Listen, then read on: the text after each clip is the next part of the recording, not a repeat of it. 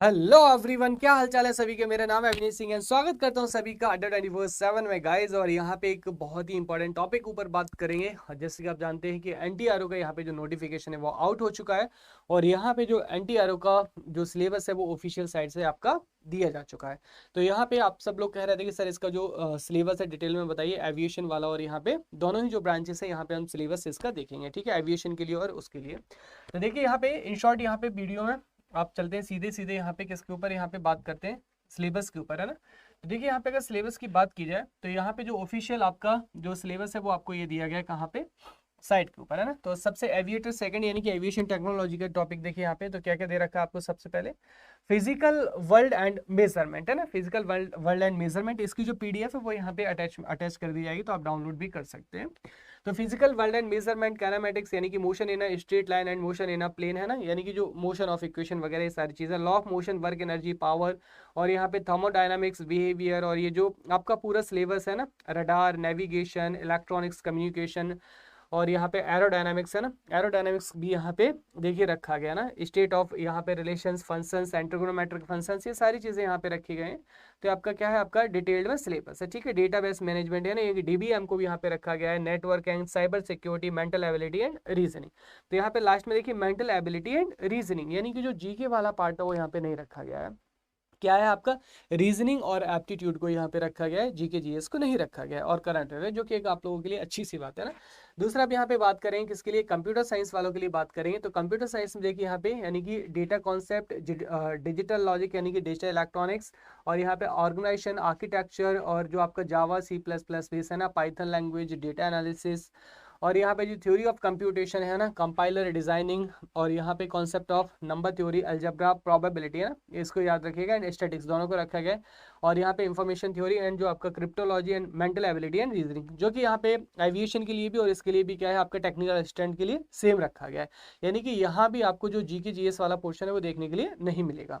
उसके बाद बात करते हैं यहाँ पे इलेक्ट्रॉनिक्स एंड कम्युनिकेशन के लिए। तो इलेक्ट्रॉनिक्स एंड कम्युनिकेशन में देखिए यहाँ पे क्या क्या रखा गया है आपको, इलेक्ट्रॉनिक डिवाइसेस एंड सर्किट यानी कि ईडीसी, ईडीसी के बाद यहाँ पे डिजिटल इलेक्ट्रॉनिक्स, उसके बाद circuit theory, that is your network analysis, जिसमें ट्रांजिएंट को यहाँ पे अलग से स्पेसिफाई किया गया है।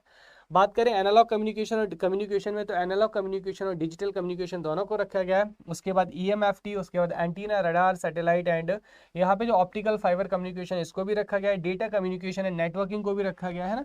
Communication and electrical system and control यानी कि कंट्रोल सिस्टम को भी रखा गया है। एंड यहाँ पे digital signal processing, electrical electronic measurement, देखिए यहाँ पे ना मेजरमेंट को भी रखा गया। आजकल देख रहा हूँ कि मेजरमेंट मतलब कॉमन रख दिया गया ना, इलेक्ट्रिकल में तो आते ही आता है, इलेक्ट्रॉनिक्स को भी अब अच्छे से जो मेजरमेंट है वो पूछने लगे हैं। साथ ही साथ में computer architecture, organisation, mathematics, mental ability and reasoning, यानी कि यहाँ पे नॉन टेक के नाम पे क्या रखा गया आपको, रीजनिंग, और यहाँ पे जो रीजनिंग और आपका एप्टीट्यूड है ना, दो ही चीज़ों को रखा गया है। एक अच्छी बात है कहने की, जीके जीएस से जो डर लगता था वो अलग रखा गया है। तो यहाँ पे देखिए आपका ये एनटीआरओ का सिलेबस है, दोनों ही आपकी पोस्ट बहुत अच्छी, एविएटर की भी और यहाँ पे आपका जो टेक्निकल असिस्टेंट है, बहुत है ना अमेजिंग, अच्छी, बहुत ही अच्छी, वन ऑफ द मोस्ट, मतलब कहते हैं कि शाही जॉब होती है इलेक्ट्रॉनिक्स और सीएसआईटी के फील्ड में, है ना। और सैलरी तो मतलब पूछो ही मत, जॉब प्रोफाइल एकदम बहुत एकदम हाई फाई है ना, लेजिस लाइफ होती है। तो गाइज देखिए यहाँ पे बात करते हैं प्रिपरेशन की। तो देखिए अगर आप खुद से कर रहे हैं वेल एंड गुड, कर सकते हैं, और अगर यहाँ पे आपको एक प्रॉपर गाइडेंस की जरूरत है, आपको यहाँ पे अड्डा 24/7 की साइट पे जाना है। अगर आपको जीरो लेवल से हीरो लेवल तक के कॉन्सेप्ट सीखना है और बेसिक्स आपके कमजोर है तो यहाँ पे ऑल कोर्सेज में क्लिक करेंगे, गेट एंड इंजीनियरिंग में जाएंगे, और यहाँ पे इलेक्ट्रॉनिक्स इंजीनियरिंग और कंप्यूटर साइंस वाले कंप्यूटर साइंस में जाएंगे, इलेक्ट्रॉनिक्स में क्लिक करेंगे, यहाँ पे एनटीआरओ में क्लिक करेंगे ना। उसके बाद देखिए हमारी टीम है जहाँ पे आपको proper syllabus A to Z यानी कि टेक और नॉन टेक दोनों ही कवर कराया जाएगा।